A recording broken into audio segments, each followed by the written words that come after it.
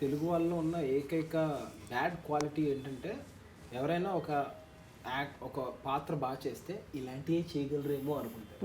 అసలు కమీడియన్ అనే పదం ఎక్కడి నుంచి వచ్చింది? అందరూ యాక్టర్లే.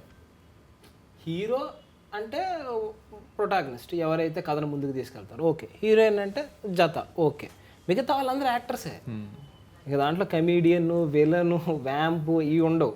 కానీ మన వాళ్ళకి అంత మెచ్యూరిటీ అనేది ఇప్పుడు వస్తుంది. బికాజ్ కోవిడ్ తర్వాత ఇంటర్నేషనల్గా చూడడం స్టార్ట్ చేశారు. మీకు అందుకనే సినిమాలు వచ్చే టెంప్లెట్ కూడా మారిపోయింది.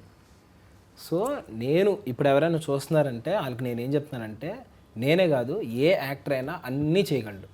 మీరు ఛాన్స్ ఇవ్వాలంతే. మీరు ఇస్తే మేము చేస్తాం. వాళ్ళు ఇవ్వకపోతే వాళ్ళని కమీడియనే చేస్తాం. అసలు ఇప్పుడు నేను ఇలా మాట్లాడుతున్నానా?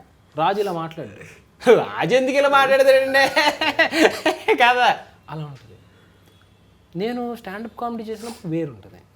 సో అందుకనే సిరివెన్నెల సీతారామ శాస్త్రి గారు ఒక మాట అన్నారు, రకరకాల ముసుగులు వేస్తూ మరిచాం ఎప్పుడో సొంత ముఖం అని.